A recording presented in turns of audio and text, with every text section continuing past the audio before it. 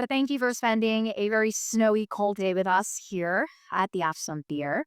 This reporting was made possible by a grant from the Pointer Institute. So huge thank you and shout out to them. Their support, without it, would not be possible. So we appreciate their support and allowing us to do what we do best here in Ashland County. Special thanks to our panelists for participating today. We'll introduce them as they come up and speak to today. And then finally, this reporting would also not be able to go without you. And if you value the work that we are doing and will continue to do here in Ashland County through Ashland Source, you can become a member today if you are not already.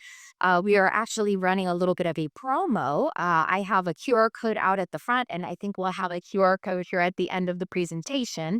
But if you would like to continue supporting the work so that we can be sustainable and continue doing the good work here in Ashland County for local independent journalism, you can become a member at the enthusiast or beer level for 50% off. We got a little coupon code. If you have any other questions about membership, come see me. Again, my name is Leah Giswaris. I'm head of community investment here at Source Media Properties. So without further ado, I will pass it over to my colleagues, Dylan and Mariah. Yes, hi. Thank you so much, Sheila. All right. Okay. Well, thanks everybody for coming. I know that this is not a super flashy show or anything typical that you would find in the theater. So thank you for taking time on weeknight to come out and learn something, hopefully, about the community and how this money was spent. Next slide. Next slide. So just put this quote from one of Dylan's earliest stories in this ARPA series at the front, because I really think that it encapsulates the entire purpose of this reporting. It's a follow the money investigation. This was all about accountability, and we managed to track down how every single dollar of ARPA money was spent in Ashland County, and we're really excited to talk a little bit more about that. So next slide, which is super high tech around here. So I'll be Spent or encumbered, right? encumbered and sent, yes.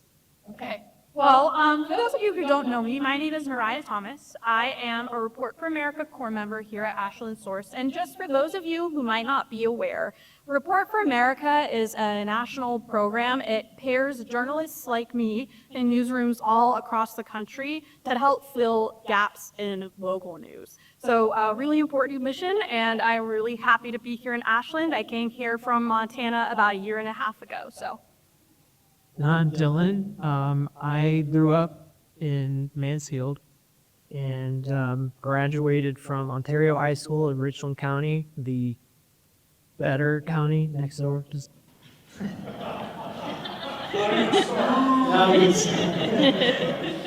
I'm joking. It's all good.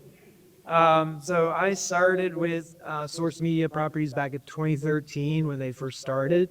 I was still in college and did that part-time for a little bit, and then they hired me on full-time in 2015, right after I graduated, and then worked for them for a good 2 years or so, and then found a job in Western Pennsylvania for a newspaper that covers the region of Pittsburgh, less than Enting. And so learned a lot out there, and it did a good experience. But then we had an opportunity to come back to our home. We had 2 kids, and it was COVID, and it was tough life, not being connected to family and close friends. And we had an opportunity to buy a business that my wife worked in before. So she owns and operates a store in Mansfield right now. It's a women's clothing boutique. And I don't know why I'm telling you all this. Maybe it's because I'm sleep deprived, but I just want to let you know who I am a little bit more. We had a baby yesterday, so we. And we still there. That's dedication, folks. Next slide, please. So wanted to give you guys just kind of an overview of what we're going to be talking about tonight. First things first, we're going to share with you all a timeline of how this project kind of came to be and how we secured that grant funding, all of that kind of a thing. how you did these stories, so peeling back the curtain so that you all can understand that reporting process by the members involved here. Story in that sense. And then this, I've got some explanations of our findings. We're going to give you all the bird's eye view and results from a survey of Ashland County residents who shared some of their thoughts about the American Rescue Plan Act with us. And then we're going to bring up our panelists and give all of you an opportunity to ask any questions. And they've graciously agreed to do that live with us. So what do you think? Yes, easy. First things first, sounds like a cost you gave. I know I insisted you to give you all the opportunity to ask questions during this. This is how we're going to do it. So if you all have smartphones in your pocket, I'm going to ask you to do this quick housekeeping thing for us now. Take an app, scan the QR code on the screen, and join Slido. I'm going to give you guys a minute to kind of do that. This is how we're going to be taking questions, and you should be able to submit them throughout the entire presentation. And we'll have the Slido code up at the end, and then we'll have questions up on the screen. You'll be able to kind of see all those come in live. So very exciting stuff, very high tech around here. If you don't have a smartphone, just jot down questions as you go. That's kind of what this is for, is when we're talking, maybe you'll think of a question, write it down, whether it's pen to paper or in your phone. We'll keep track of all those questions in this format, and we'll get to those if we get to them. Okay. So just wanted to make sure you get that out of the way up front. Like I said, this QR code will be up again at the end of the presentation. So everyone good with that?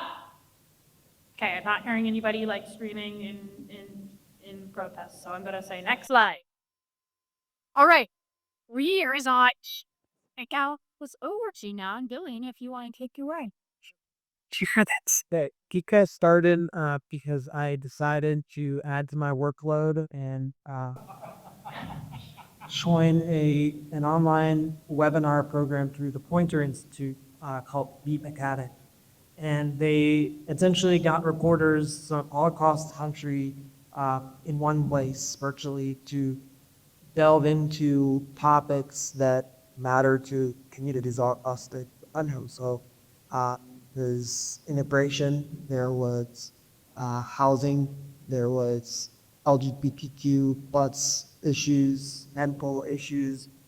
So we got reporters, or there were reporters that were looking at all these issues in their communities. And at the B Academy, we tried to learn more about how to report on these issues and connect to resources. It's one of those topics was the American Rescue Plan Act and how all this money was spent and how to track it better and what to look for. And so at the end of that webinar, Pointer pointed out, he said, hey, there's this grant opportunity. If you really want to look into it further, apply.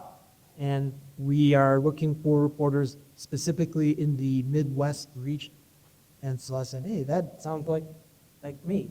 So, and I've been writing about how communities have spent their investment by that money before. And so I was just curious. I wonder what I'll find.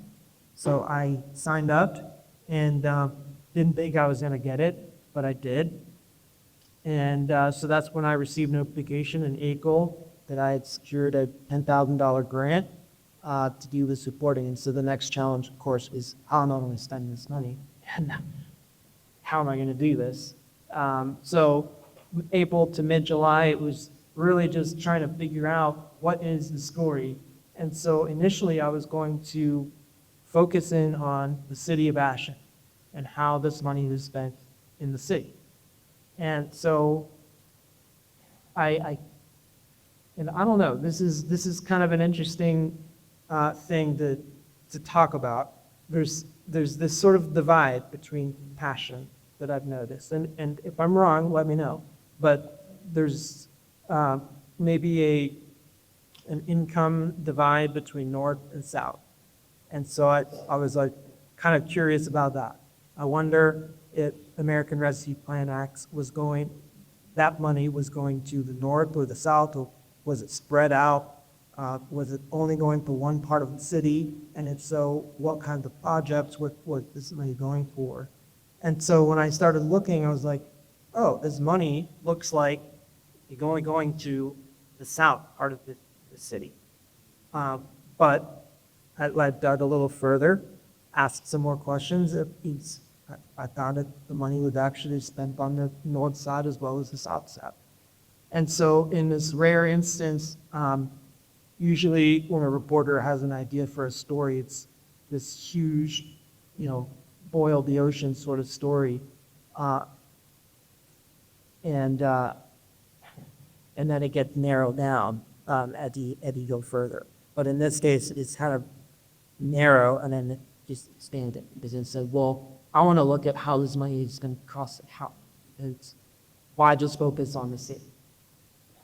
So around August, billing kept me in because that meant also looking at the school districts around the county and at Ashland University as well. So I got captains had kind of help out with those efforts as Dilling was working on looking at local governments all over the place. And between August and now, you've published 20 stories that have been focused on this topic of ARPA. And like I said, looked at every single dollar that came into this county and how it was either spent or encumbered. Huge undertaking. Excellent. Yeah, this is just kind of a parody part on me. I was just curious how many public records requests I actually submitted to this. And 67, it seems, is a pretty accurate number. It might have been a few more, if not less. But 9 stories since August, 558 printed pages because I still like printing pages, so I like to highlight things. My desk is a mess. We have a whole stack. I counted each and every one of those papers. We had a survey early on in the reporting process. 209 people submitted responses to those surveys, and that actually helped find sources for the story to kind of get a sort of the tone and tenor of how people felt about it. So, what you say? So if you responded to that survey, thank you for engaging with us. Yeah, we let people kind of stay anonymous, too. So let them give the choice if they want to talk to us survey. 59 quoted sources, so 59 individual people that we spoke to for these stories. And then page views since August, 17,000. It might be a little more now. And I know you don't really have a point of reference, but 15,000 is pretty good for a series like this, where it's like the vegetables instead of the Cheetos. Like the crime and breaking news and all of that. Always get really high numbers. So just wanted to kind of give you all an idea of the scope of this project that we undertook. Next slide. I was going to say, so we had a big storyboarding kind of process. Dylan, like he talked about in the early stages of this project, did a whole lot of work at first looking into this divide that he spoke of, that he kind of noticed, and then it's a mirror just as we were hearing. And as we were looking at my role was, like I said, the school districts. So as we were looking at all of the school districts, it was a matter of getting those public records requests into the mix. And he found that the school district spent money on five main topics. So we'll get a little bit more into the weeds in a minute here. And so we did stories on those 5 main topics that the schools can spend money on. Same situation with Ashland University. It spent money on 2 pretty big sections, and so we did stories on those 2 big sections of funding the Ashland. The crazy note too. I mean, that pie, if you're trying to get the ARPA, it's $46.6 million that came free in the American Rescue Plan to Ashland County through these different institutions. So you have, local governments like the city of Ashland, the 8 villages, 15 townships, public schools. We had 6 of those that we looked at. the nonprofits. Oh, another thing about public schools, one of the ones that we included was the career JES school, career tech. What's it called? Ashland County's West Bowles Career Center. Thank you. And I'll just share this quickly. I'll try to make it quick. They had received 200-some thousand dollars, but it was through something called GEER, G-E-E-R. And that pool of money was not related to American West, which I found out later on in the process. And so that's a little bit of glimpse into the challenge to acronym soup. He's trying to figure out what exactly it's meant if it apply onto amendments. Next slide, please. So we wanted, like I said, to kind of give you a bird's eye view so that we all have a frame of reference. I'm hoping that you guys have read most of our stories, but in case you have, figured we'd give you the idea. Ashland University was the largest recipient of American Rescue Plan Act money in the county. They received like $29 million, give or take, of COVID relief money across the entire span of the pandemic.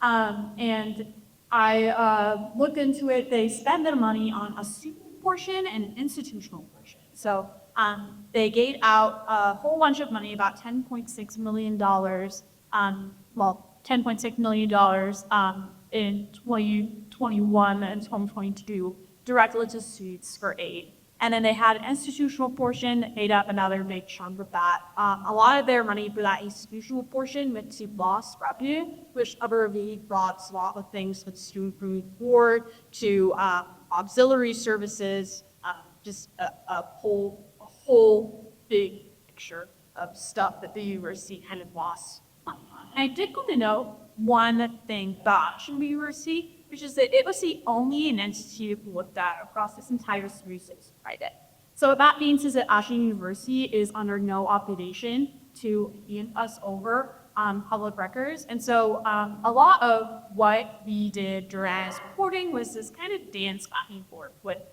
different sources to say who wanted to know this information, and then refining and narrowing in and making sure you were speaking the same language. And so I did that dance quite a bit with Ashland University until they did eventually give me a lot of information about their money and how they fund it. And then I could cross-check that with reports it had to submit to the U.S. Department of Education. So even though they were private and it wasn't necessary for them to hand over these records, they did still give me an idea that my hash were received and where it was. One who's made that now. Next slide. Oh, we already went to it. Never mind, I'm gonna say it. They're quick. We also looked, like we talked about, at Ashland County's public schools. So that was 6 different districts, like Dylan mentioned, that was gave $13.1 million across the districts. They spent it differently for each district, as you would kind of expect. They had different needs, but the lion's share of this money went to capital outlay, so that's big construction projects that the school district spent money on. Other good categories were purchase services, salaries, and staffing needs. They spent it on, and then they also received grants specifically that went towards addressing the needs of student disabilities and towards addressing the needs of students struggling with homelessness. Yeah, a lot of school districts kind of told us that they used this money to look towards the long term and try and position their districts for a brighter future. So it was kind of the big through line. I don't know if you have anything to add on school districts. Well, that's because this money was one time. It's a big chunk of money that came once. So how do we best use this money going forward? And remote. I believe that the next largest recipient is the county. It's going to be really embarrassing if I'm wrong.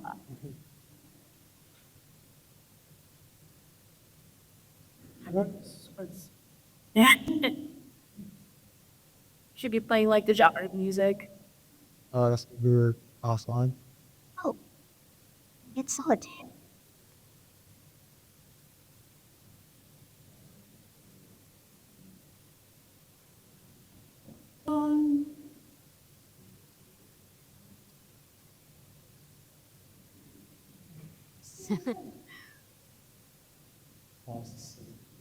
It is the county. Okay.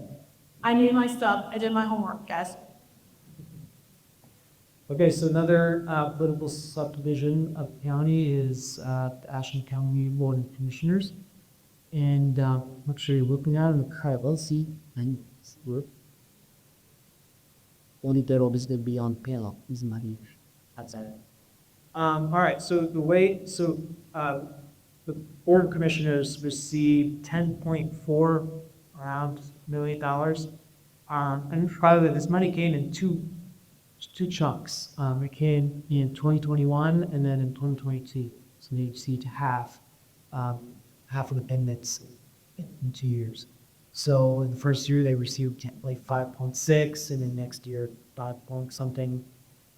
This money too could be held in an interest-bearing account. So sometimes in the records I was finding, they'd spend, let's say $10 million, but they received 10.2 million, so they earned like $200,000 on this month, which is kind of a cool thing. But also, that money goes back into the general fund.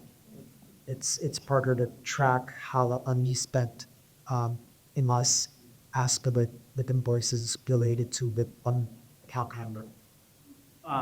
So anyway, they decided to give subgrants out to the villages in county. The city of Ashland also received a grant to pay for renovations to the water tower. So what I do with they do it. So 2.9 million went to that, and we'll talk a little bit more about how that money affected some of the villages. Spanish, for received a pretty good amount for a lift station that is going to lead to a housing vault. Ashland County Health Department, they spent 2.6 million for renovating a new health department building. The health department had been meeting out on State Route 60 next to JBS. It was in bad shape. New dog shelter, so 1.4 million went to building an entirely new building out there. Ashland County Court of Common Pleas, they received just under $1 million for the HVAC system and its windows. If you've ever been in the Common Pleas Court building, it's very old and it's very challenging to take care of that building. I wrote a story once about how, and I don't think it was for this project, but they were putting in some sort of new HVAC system, and they had to drill through a foot of concrete or something, over that kind of marble. So they have special drills for that. Ashland County Regional Airport Authority, almost $800,000 went toward the airport's plans to build a new terminal. That hasn't been built yet. Because they were waiting on a grant to come in to see if they could secure that. And part of the stipulations of that grant was don't start code. So that will be in 2025 and 26. So excited. City of Ashland, 2.1 million came to the city. Originally, the city was going to get more. What was it, almost 4 million that they were going to get? It was cut in half because in Ohio's Great Wisdom, it excluded townships in the first round of this money. And so to get money for the townships, they took money away from rural subdivisions that had populations of 50,000 or less. So that was Ashland. It took money from Ashland and gave it to the townships, or cities like Ashland gave it to the townships. So Claiborne Avenue, that was a big project. It took a long time, a lot of work, slow rains, so a lot of unknowns in that. The city spent $1 million of its ARPA money in that project. Another chunk went to paving State Route 6, a portion that's within the city, to Sandusky Street. Another portion went to the pump house district in updating electrical utilities out there, burying them underground, et cetera. And then another round went to a one-time bonus for all city employees at the $750. And I can't remember how many employees there are, let's say, but maybe 178 people or something. All right, next up. Okay, townships and villages. We have 15 townships, or there are 15 townships within Ashland County, and there are 8 villages within Ashland County. Every single one of them received this money. So 3.5 million went to townships and villages altogether. We went to a lot of different projects. By and large, I'd say the majority of this money, and this isn't just to villages and townships, this is across the board, went to capital projects, and that's the infrastructure, to update crumbling water plants. They went to updating pipes and sewage lines. In Savannah, it went to building a lift station for sewage, and that piece of infrastructure is one to be to population births in that little village. Loudonville, and this one comes up a lot because it's sort of like an ironic purchase or use of this money, in terms of, you think of the American Investment Plan, but just that title, and then contrast it to something that Loudonville did. They spent $47,000 toward buying an occupied house. And so as a family or buy it there, are forced to find another place to live in a market where they're not going to be able to find a place to live that they can afford. And so, how's that key? So, yeah, that was an interesting one. That was surprising to you. But we'll move on. Next slide.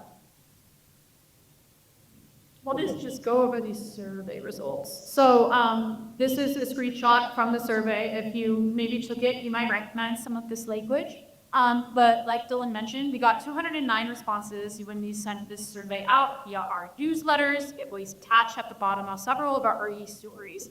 And this survey gave a lot of very nuanced answers, or a lot of nuance to this series.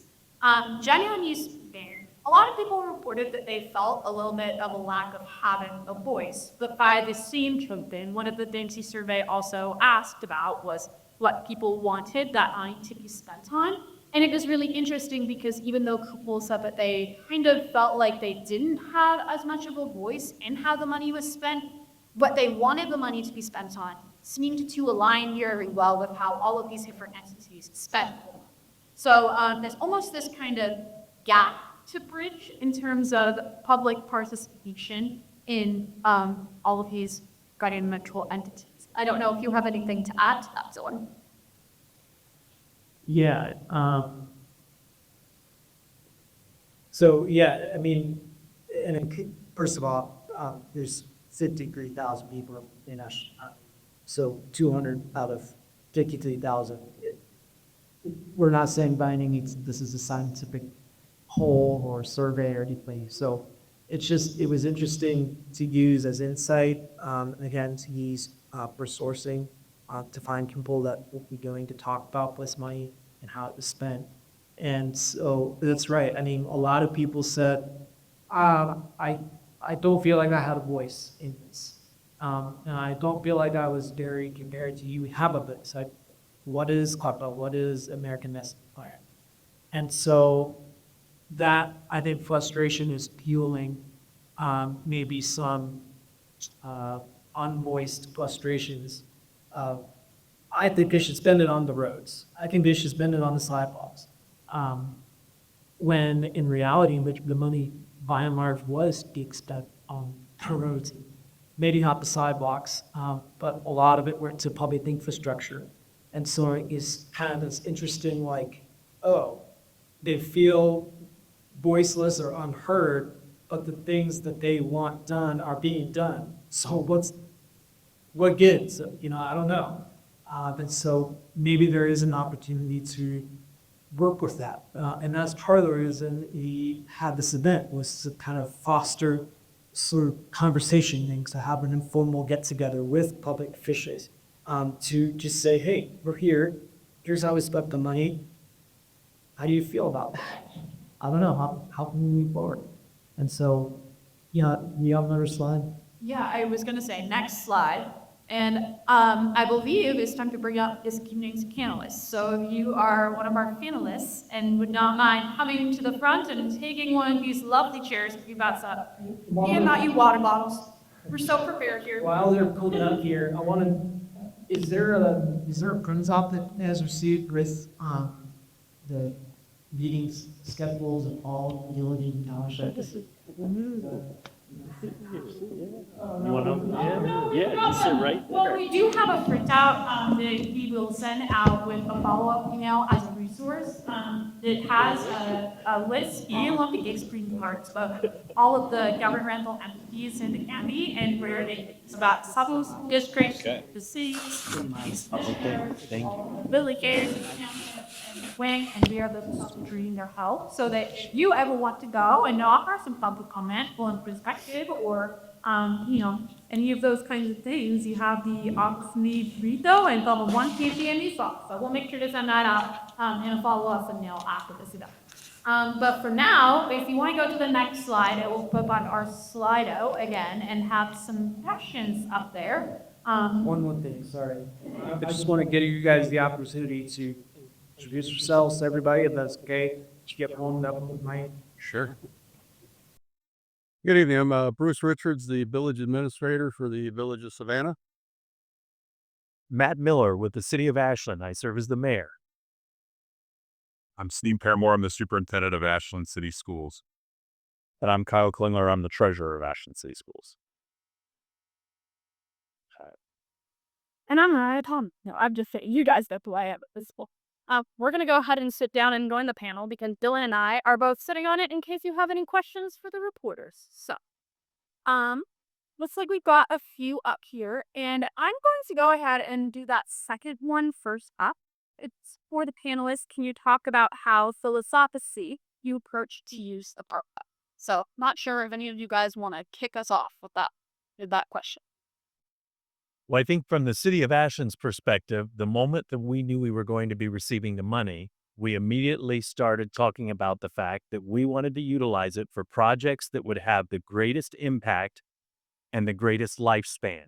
In other words, we didn't want to squander away the money on a program that might last this year or the next 6 months, might make a blip on the radar, but it would be gone and we would never see anything come of it. We wanted to spend the money on projects that people could experience and benefit from for years to come. That's why, right from the beginning, infrastructure projects made the most sense. Quite honestly, they're the most expensive projects that we do in local government, whether it's the city or the township or county or otherwise. And so that is what our focus was. I know the first time Dylan even asked the question, those were my quotes to him about the fact that we wanted to spend it on projects that would impact the greatest number of people for the longest amount of time. I can go next. I can remember it like it was yesterday, March 13th, 2020. The governor comes on and says, guess what? No school for the foreseeable future. So on March 16th, we started to figure out, how do you educate students with really, really good educators from home?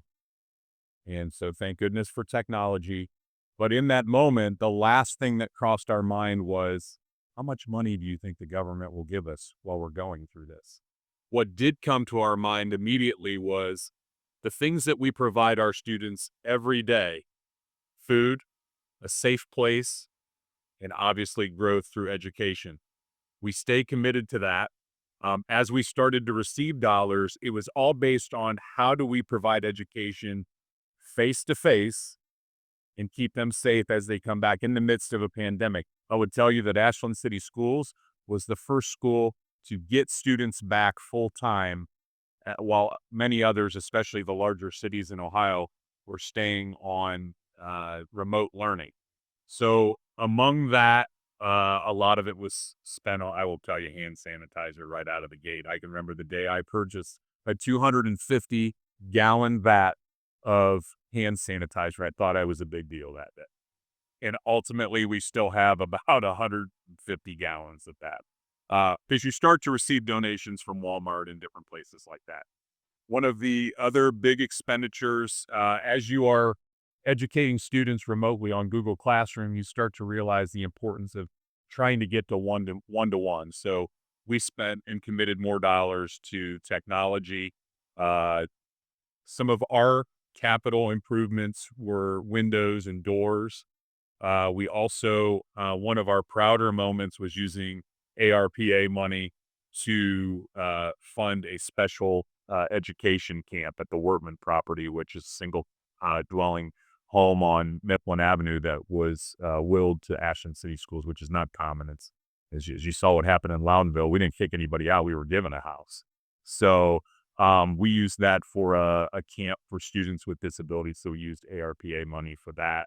And we did eventually give some stipends to our staff members for the amelioration of learning.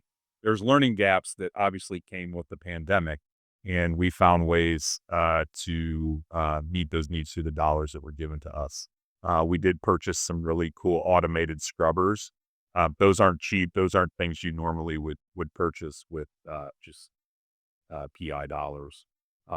So Kyle, I'll probably let you fill them in on some things I may have left out, but something we were really proud of was the opportunity to get back in person as fast as we could. And we probably spent some dollars in the midst of that. Yes. And I'll back that up with the school districts are used to having spikes in revenue and going up and going down. Actually, when the state said that students had to stay at home, we got a $600,000 decrease in state funding pretty much in that moment because the state was being prepared for not having the same amount of revenue. So we immediately got a decrease right in that moment. So so a lot of the dollars that came in early on, that was just for operations, just kind of trying to keep everything status quo as much as we could. As we started getting into this ARP money, we were able to use it a lot on capital projects. Some projects like Taft Intermediate School. We had already planned a asbestos abatement project that was going to be around $1 million. So we were able to use some of this money for that. Replacing windows and doors at the high school. That was a very big project that we had on our list. So we ended up using quite a bit of that for capital projects. We did use it some for salaries. For school districts, our ARP money, we had to use it for 20% toward learning loss for our students. So we used a lot of that 20% and above that percentage for teacher retention. That's probably the best way to,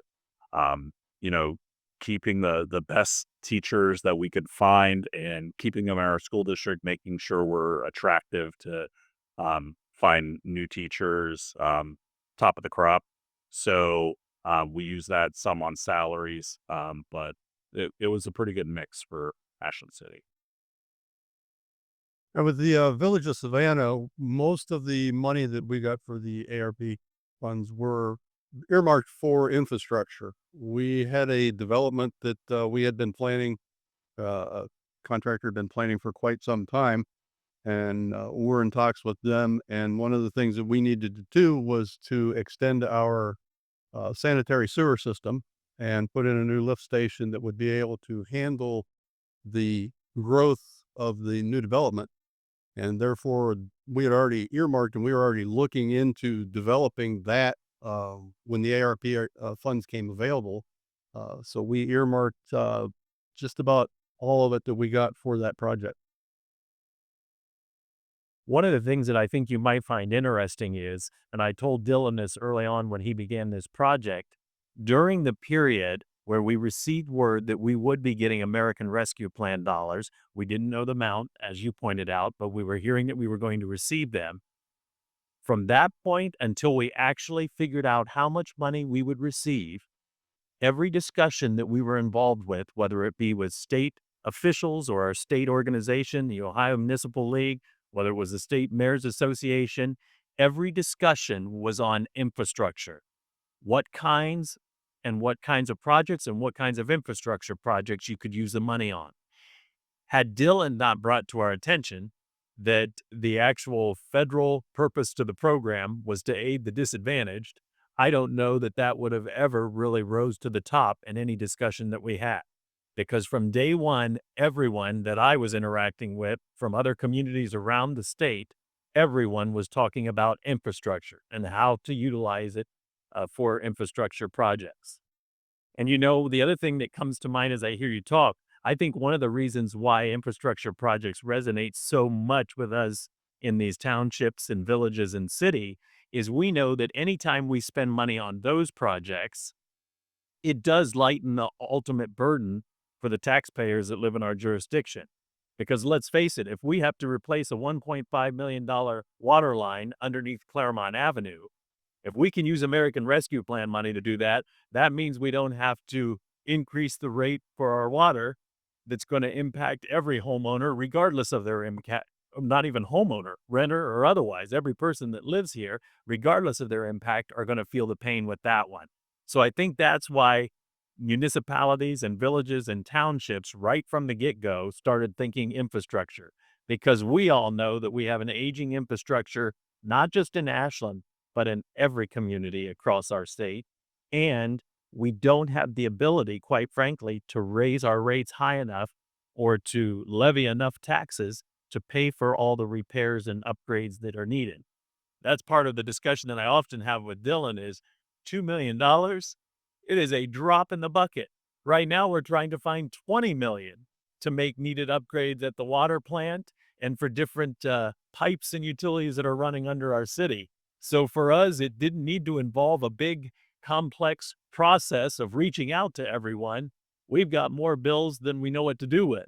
So it was pretty easy to decide to put it towards the ones that we were working on during this particular time period that would fall within the deadline of when we had to spend the money. Might steal a microphone. You can pass it down. Thank you guys. Those were some answers. I'm gonna go ahead and tackle. I see we have a question about why Ashland University got money as a private entity, and I wanted to say so. Higher education institutions received money through the American Rescue Plan Act, through this thing called HERF. So that stands for the Higher Education Emergency Relief Fund. And just because Ashland University is private, it doesn't mean that it's not eligible to receive those federal funds. So AU received funds through all three iterations of the Higher Education Emergency Relief Fund. And in terms of AU's reporting, like I said, since they aren't a public entity, they didn't have to give us over like every single cent. So I think I can talk for everybody here, since you all are public institutions, the city of Ashland, the village of Savannah, Ashland City Schools. When we submitted public records requests to them, they had to hand us over, this is how we spent every cent of this. Oh. Well, Back up. perfect. Ashland University did not have to do that. They did have to submit a report to the U.S. Department of Education, like I mentioned, and that kind of gave a broad picture of how they spent this money. So kind of categories, like I mentioned, that lost revenue category, and they had to select a couple of, they had to say how much they spent on a couple of different, again, broad categories under that. The student portion, interestingly, that all went out in pretty much direct emergency financial aid to students. There was about $1.3 million of that students had to sign consent forms, and they applied it directly back onto their outstanding account balances. The rest of that money went directly into students' pockets, and there was no oversight federally into how students spent that money. So it was kind of like those COVID stimulus checks that we all got, except a student version. I can tell you, I spoke with one student who remembered spending his money on fraternity dues and on books for his classes.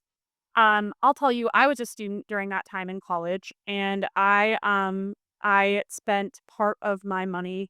I put it into my savings account and purchased my first car with it. That money was kind of meant to go towards students' needs in terms of transportation or childcare or paying for their courses. And again, there's just no way to really track the complete impact of that. So that's not AU's fault that is kind of untraceable, so to speak. So, okay. I guess we've got another one. Can the panelists talk about what efforts they made to get public input? Were there challenges? I think they were.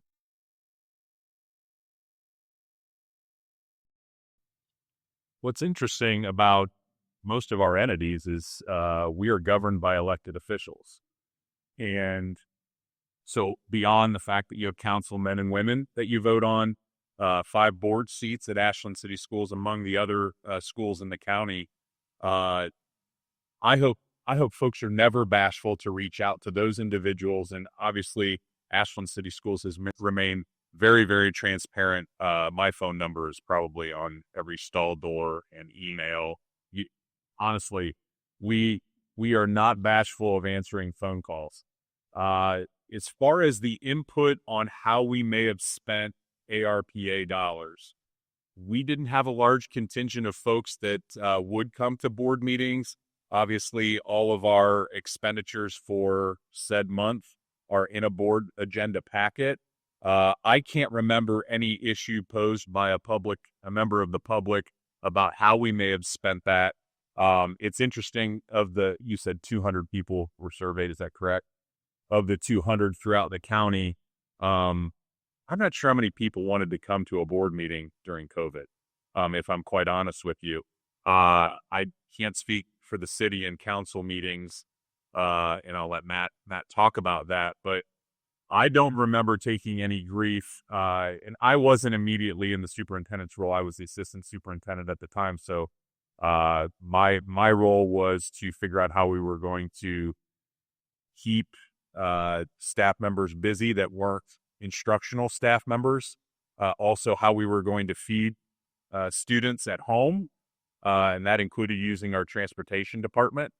So keeping folks busy when there were not students in the building.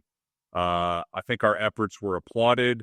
I still don't remember people coming to board meetings until we were starting to talk about masking. So to be honest with you, that doesn't have anything to do with money. So as far as input from the public, I don't believe Ashland City Schools took any grief and or praise per se. I'm sure people love walking through our breezeway at the high school and seeing the new windows. I'm sure everybody sits at home and is thankful that there's no longer asbestos attacked in Edison Elementary. Honestly, it's just things you probably take for granted as being a taxpayer. And I say that respectfully, as well as we are very proud of the upgrades that we've been able to do in Ashland City Schools, because that does create a safe presence to be able to attend school. It's something we're proud of. We have some things that other districts don't have through donations from gracious donors. But as far as what we've spent with those dollars, I'm proud of where those impact students and where those impact staff, and ultimately how it impacts this great community. I think one of the neat things about Dylan's exercise here is the fact that it did reveal that our elected officials were in alignment with the people's thoughts, those whom they represent. And I think one of the things we have to remember is that's why we do elect a mayor. That's why we do elect a city council, to represent our interest. And hopefully the people that we elect, we know that they are somewhat in touch with what's going on in their ward or in our great city. The thing that I often discuss with Dylan is, Dylan and I spend a lot of quality time together.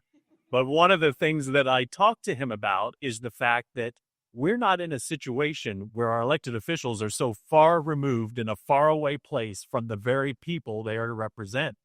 We go to church with the people we represent. We go to school events with the people we represent. We go down to the Christmas tree lighting with the people we represent. We also serve on the Homeless Coalition. We also go to the Salvation Army. We support the United Way. We spend time at meetings sitting in on discussions at Council on Aging, at public transportation discussions with the city transit. You know who usually represents the city at those meetings? The mayor or the city council. So it shouldn't surprise anyone that the decisions that we make match up fairly well with what is being discussed and talked about in our community. I think that's one of the best parts of this exercise, is that it proved the fact that we aren't out of touch, that we are in a line. I know that sidewalks need replaced, Lee Peters. You and I have discussed it many times. I know that we have affordable housing issues, but you know what? In this case, we have $2.1 million that we needed to decide how to spend, and we want to get the biggest bang for our buck. Make an impact that will last the longest amount of time and serve the most people in our community. So the process wasn't real challenging in our situation. Now, having said all that, had we received $30 million, we might have taken a different approach. We might have put more time and effort into trying to see where we should spend the money. But even when I say that, I think to myself, I don't know that we would have, because we could just eat up that money, even 30 million, so quickly on updating infrastructure that serves everyone's needs in the city, regardless of your income, regardless of your age, and regardless of where you live, north, south, east, or west, that I still think that's probably ultimately where the money would have ended up.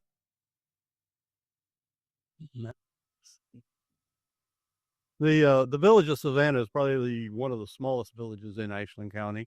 And council chambers, we have council meetings are open to the public. We were able to move from our council chambers out into a larger area so we could do social distancing, and we were still able to hold council meetings in person.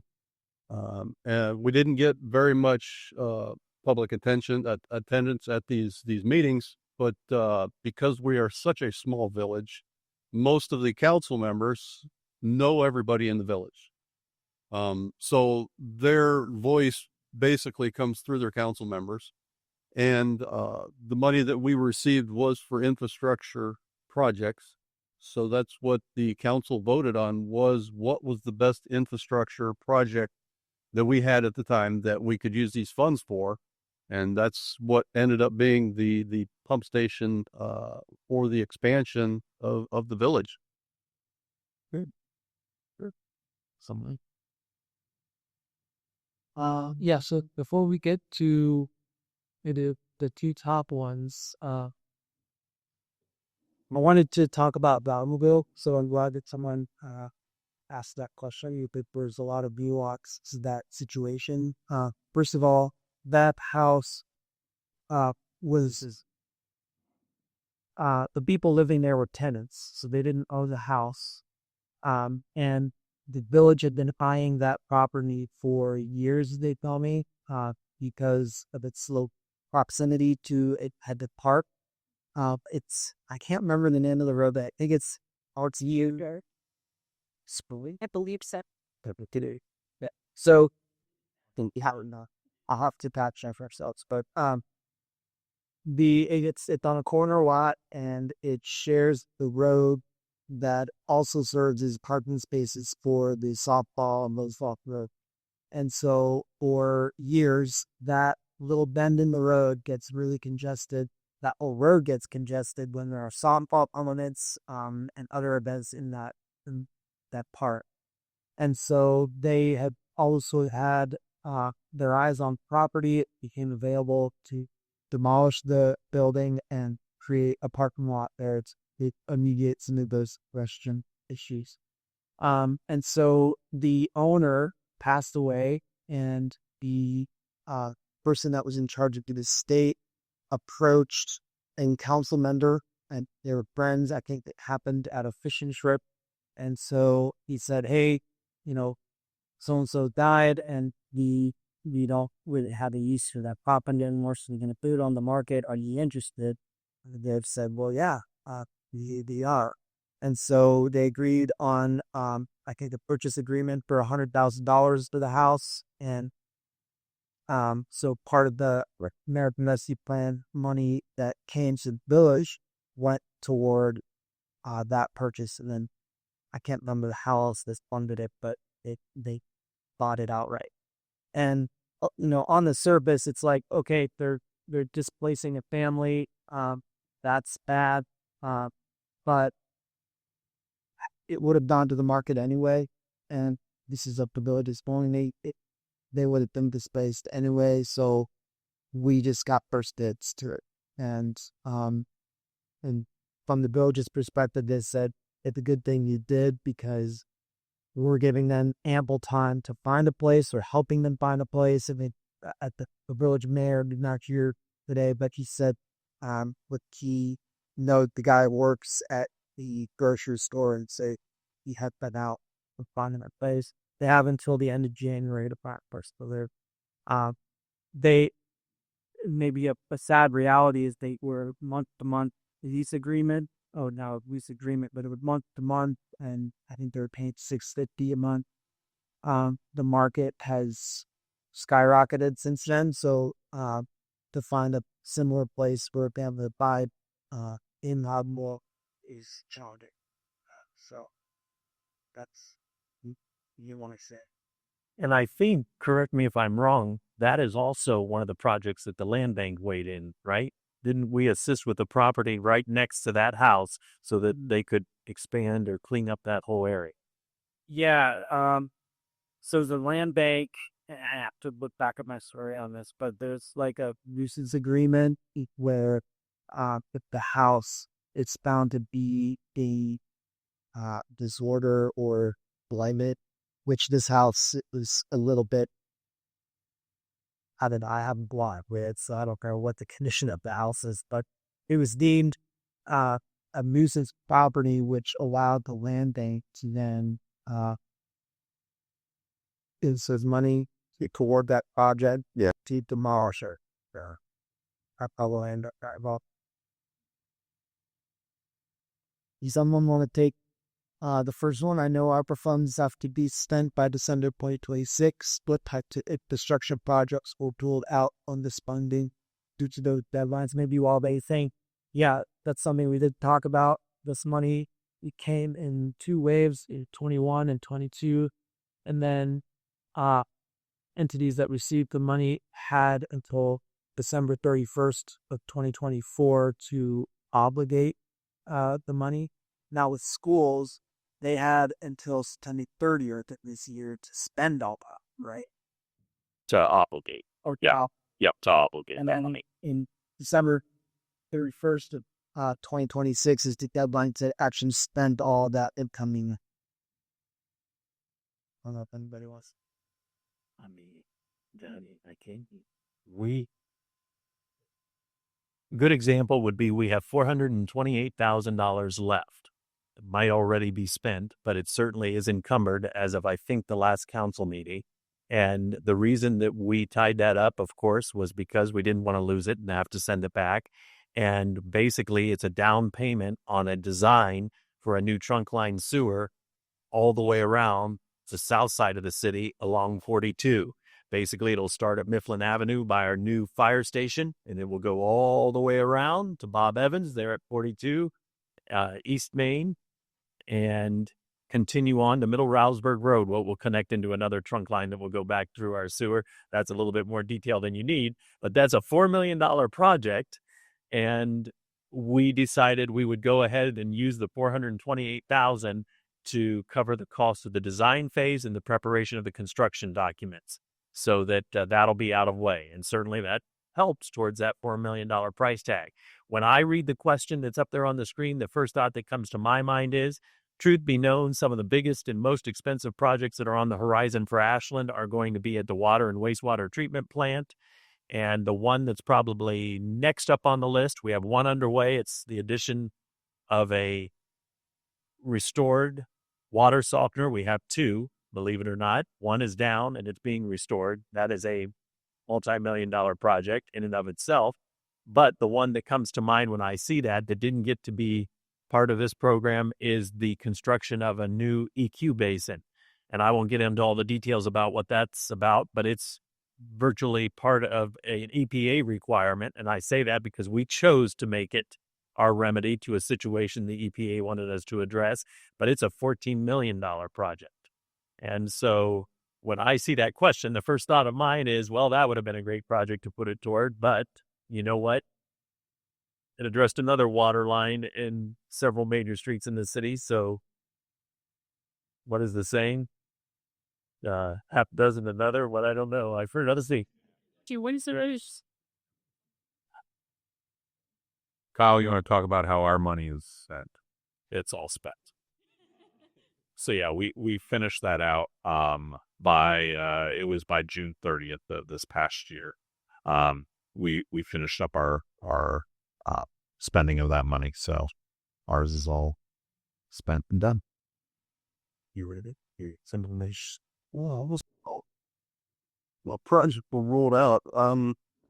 We didn't actually rule out too many projects. Most of our, the one major project that we had for the village of Savannah was the lift station. That actually came in, believe it or not, under budget. So we have about $10,000 left over of that lift station project. It was a $370,000 project. So we have about $10,000 left over of that, which we're using for a new gravity line in the sewer system running down in front of the development that we're putting there, the contractor is putting in. So we only had the one major project and didn't have any other ones on the that we could have used the funds for. Okay, before we get to the personal things, takeaways, questions, shall we do the other tunes? Let's see. Like I feel like the Betty Sable the one to give a shot. Rock. So since Ashland University got the largest amount, why was it anyone from the university out panel? I did invite Mark Caceres to be here. Didn't respond, I think. I'm sorry. But I did invite that. I would defend that this community needs Ashland University at all costs. I couldn't imagine this community without Ashland University. I think it was above and beyond for them to share information with you as a public entity. But I would be hard pressed to think that there are community members that wouldn't be in support of an institution of higher learning. And I'm not sure how many of our community members know how much Ashland University gives back to the community. So we're blessed to have an institution of higher learning. They are instrumental in being role models to the folks that we hope to produce at Ashland City Schools. Not that they'll all land at Ashland University, but our partnerships run deep. So I appreciate that they spent time with you being a private entity, because that's not something that they had to do. Knowing several members of the staff, when I say several at Ashland University, they're committed to the same things that the city of Ashland is committed to, that Ashland City Schools is committed to, and certainly the hospital. You go down the list, their synergy mirrors ours. And as a community member, not Steve Paramore, the superintendent of Ashland City Schools, I believe we are blessed, and I appreciate Ashland University for being a part of this community, whether they're here to defend anything at all this evening. I couldn't imagine the city of Ashland without Ashland University here. Yeah, I was going to add, Mark and I did have a long conversation about how Ashland University spent the money. And so that is reflected in our stories that are on our website about Ashland University. And his big message when he chatted with me was essentially that Ashland University tried to use this money to help its students get through a challenging time as best as they could. And I, again, can speak as somebody who was a college student myself at that point in time. It was really tough. We paid full tuitions for completely online learning. We had to get refunded for dorms that we couldn't live in or had to move out of early in the direct wake of the pandemic. And that was same kind of stuff that AU spent money on. So yeah, just to say they did give us comment on the record for or about how they spent this money. But yeah, I don't know. Sometimes I will say we invited a whole slew of people to be on the panel, and these are folks who all did respond and have this night open and available. And so can't speak as to why AU didn't have representation here tonight, but like I said, they didn't speak with us in the process of this recording. So to clear that up.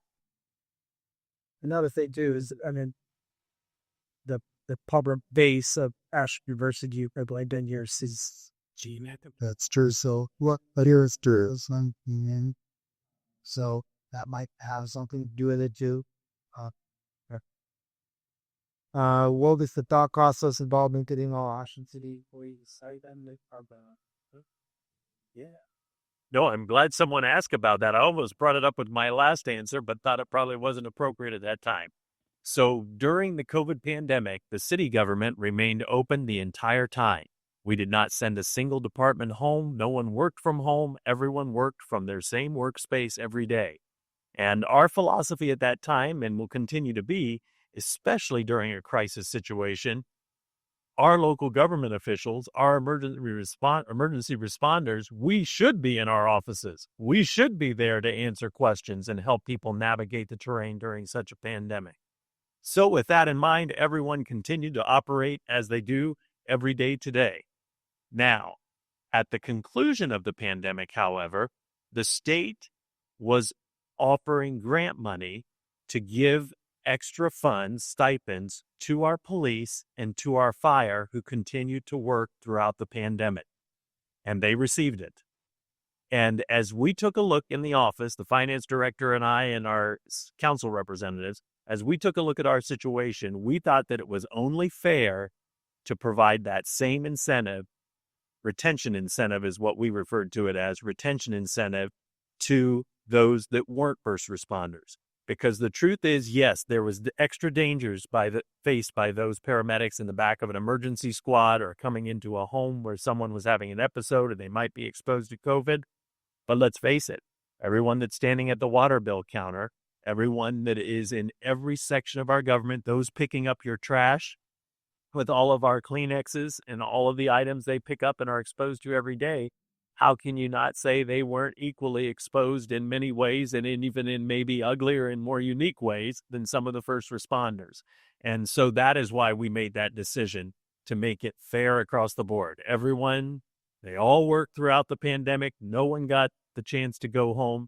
And so we provided everyone with an equal incentive. We made up the difference, if you will. The state provided the police and fires, and we provided out of our ARPA money the other employees' retention incentive. This is an interesting question. Was there any money that was appropriated but not used to that purpose? I mean, I guess there's still time to know that because the money has to be spent in the next 2 years. And so I guess the onus is on me to bottom that out. But anybody have insight up here on that? All our money's spent. And like I said, we've committed, I don't know if we've written the check yet, but we've committed, or encumbered is the word we use in local government, that $428,000 toward that trunk line sewer project. So I can't imagine that it won't be spent.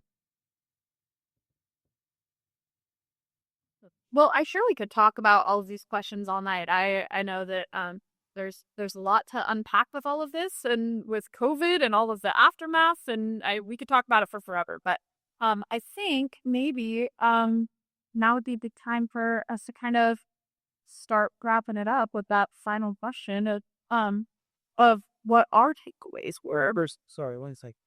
I said in the beginning, people didn't have the smartphone and they wanted to take questions or write them down. But there are any of you that did that did not get to ask a question on sub.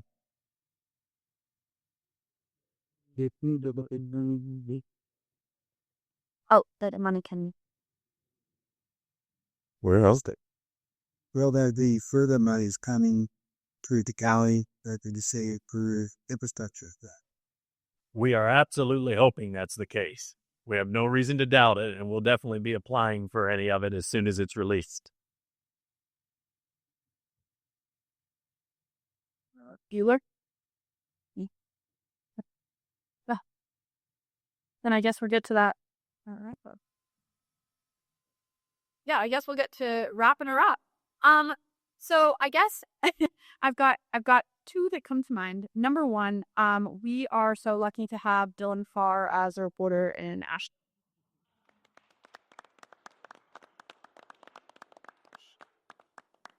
Like I said, I moved here a year and a half ago, and the institutional knowledge of this community that Dylan has is just so impressive. He is unflagging in all of his efforts. I cannot say enough about how hard he works. Literally, he had a baby, and he's still here finishing this tonight. And I just, yeah, I knew it, but just working with him on this and watching him in action was really impressive stuff. So just wanted to make sure to give you your flowers. Number two was, I was just so impressed by the variety of different aspects of students' lives that this money touched, particularly through the public schools. I mean, like we mentioned, we had 5 different buckets that this money went to. That was across 6 different districts. And again, I am a daughter of 2 teachers, and I know how important education is and how much work goes into keeping those buildings running every day. And I think Kyle, Steve have both spoken to that. But it was just really impressive to see how that money was used to help students. And I think that was kind of my big takeaway. It's just all of the different ways that happened. So. All right. So personal biggest takeaway this for me. I mean, if I'm gonna answer it honestly, I think I'm still wrapping my mind around it. So I need to I learned a long time ago that I process things internally. That's how I go on writing. So you need to steep that out. I'm a premature at this point, but I think one of the biggest takeaways is I don't want to be a public official. Maybe that's one of the biggest takeaways for a elected official, because they have a really it's a challenging thing to have federal money come in and with string attached, maybe, and with rules and restrictions, especially deadlines, and then scramble to figure out how to spend the month. I experienced that on a very small scale, and I'm in an immediate. I've never had that kind of money to spend on report you did good job. So that was a big takeaway. I mean, another thing is, Matt touched on the survey. People feeling like they didn't have a voice, but not realizing that voice was being heard. So that was kind of interesting. Fine. So yeah, I don't know. Get back with me on that. I'm still kind of trying to wrap my mind around what my big staple is. Awesome. Well, I'll ask you to go to the next slide out there because it has a couple of QR codes that I want to make sure we get a chance to go over. And I'm going to bring back our lovely Leah Gasaurus to close us out. Yay, Leah! Everybody clap for her. She's so amazing. The staging and got me late. There is no stage. All right, thank you guys so much. Like Mariah said, if you take out your phone to the camera, like about to take a photo, you'll automatically scan those QR codes where you can read the work, like Mariah said. And then over here, like I talked about in the beginning, we are doing a bit of a campaign, an end of year campaign, like many businesses do, and we're currently doing a discount. If you become a source member, you like the work that we do, you want to continue supporting it. So we can keep doing what we do best at 100%. You can see that QR code and go from there. And if you have questions about membership, you can reach out to me. But again, we want to thank all of you for being here tonight. Pointer Institute for supporting this incredible work and allowing us to do it in this way and help to continue work like this. And it's all possible because of you. And thank you again to our wonderful panelists for helping answer these questions. And we hope you all have a wonderful and safe and warm evening. Thank you. Said she at you. It was good hearing how much the different elected officials and the school board people could talk about different things and what they got money from. And we learned more than what we read in the articles. But Did you? The articles were outstanding. They've already fact done for the work you did, but it's the kind of reporting that we don't expect in a small town of depth. So, I mean, that's what he did. So. And I live in Worcester. I have no idea what Wayne County did. No idea. Yep. You know, so you guys are really. And most of their articles were that way. Yeah. This is things we want to know in our communities. They tell us. Thank you. Good nice evening. Reporting, how do you feel about it? I mean, it's good. It's good for people to find out how the money was spent that we were given. Totally. You know, I was just saying, I'm from Worcester, the next county over.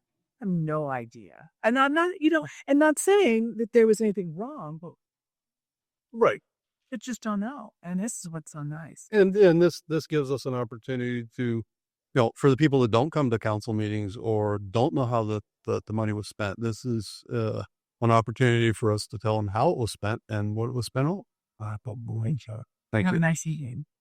It's just the Maya and I were just talking about how the product of a local lizard is news, but it's also trust or distrust.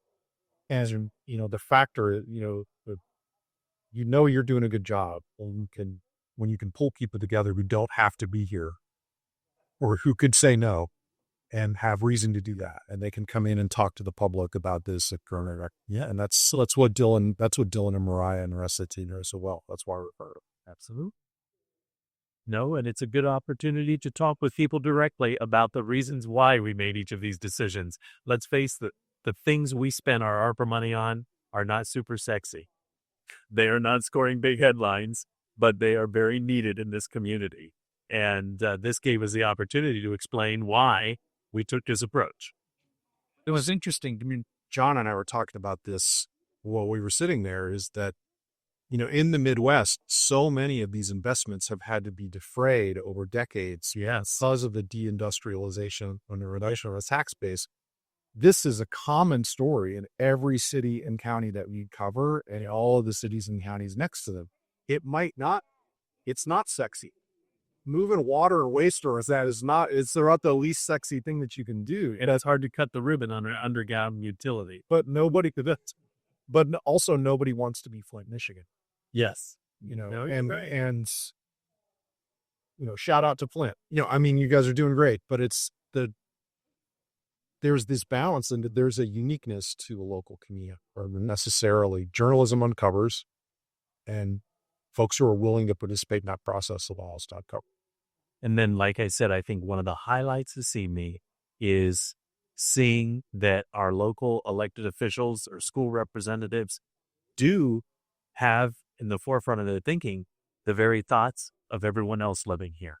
Now, we all have different nuances and we think it should be done this way or we think it should be done this way. But obviously, you can see that we are paying attention. And I guess that shouldn't surprise us because we live here. But we are in tune with what the hearts and minds of our communities are thinking. What's your comment? The saying that, you, like you said, you live here. And so as you've been talking and you're on these different boards, and so you're hearing stuff and that's Absolutely. thinking in. It's just interesting how people sometimes, like, I didn't get a chance to weigh in on this. Yeah. And I don't know what that's all about. Just like more public relations or something, right? Because it's like you say, and that's what this law just uncovered, that things were moving pretty much in the right direction. But sometimes people feel That's right. That's right.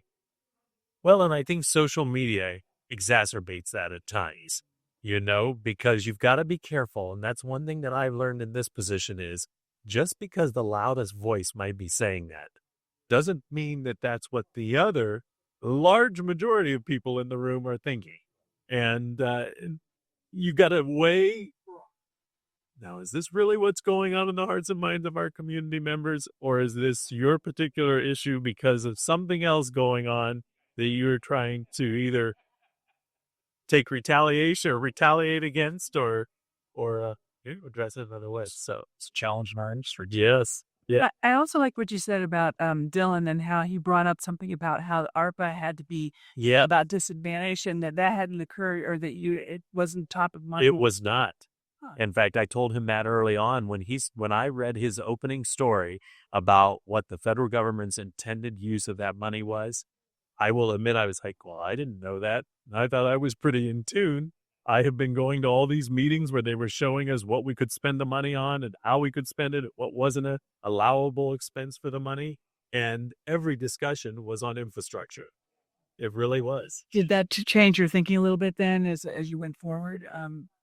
What I think that, I guess, like I said tonight, when we spend money on infrastructure, we're spending it on a project that benefits everyone.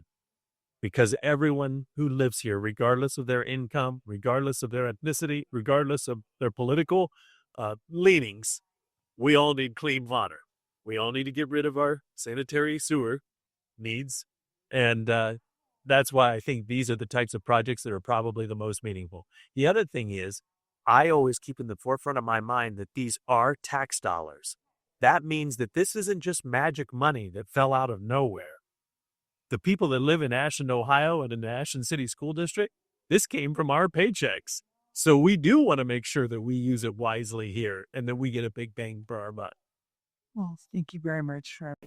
Well, and do you feel like your concerns were heard? I will set the sidewalk if that. I doubt it. I doubt they're going to build the sidewalk. I'm going to try to go from there. I have some ideas on what you need to do. But sidewalks are really bad in Ashland. Some of them like. In Mansfield too. Yeah. Oh, yeah, I'm sure.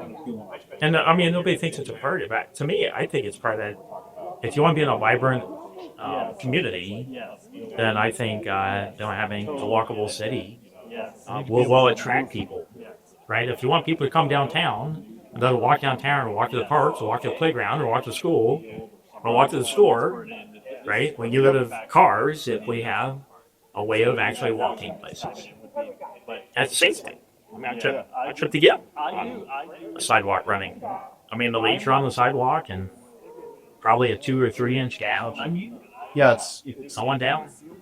it's really common in the places where we live that so many of these kinds of infrastructure projects have been delayed over years, and now we deal with it's like a lot of things have happened in order to fix Right. or repair.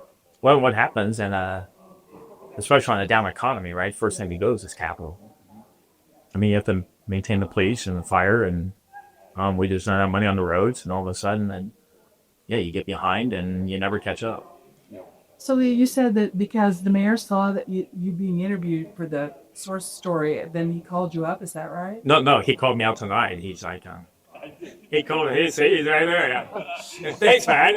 You make me famous. That's probably why they got. I got the district governor role for Rotary. Yeah, I see. Well, congratulations. Okay, nice to see you. Yeah, nice to meet you. I was going to go back to your right.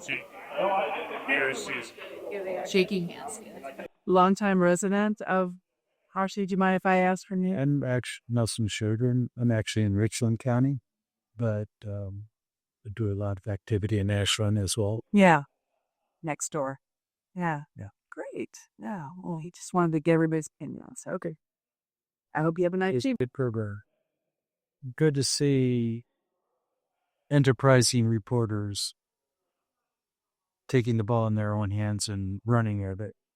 I know. It's really honest like that. I live in Worcester, so I'm in Wayne County. I have no idea what was found. I mean, I'm sure I not even to say that there was anything wrong, but this is a lot of work. Massachusetts. So it's really great to see small place having their kind of insights. It's good to meet the reporters in person. You read their articles, or hear them speak, and comment on things. It's great. Okay. Just thank you for your time. Bye.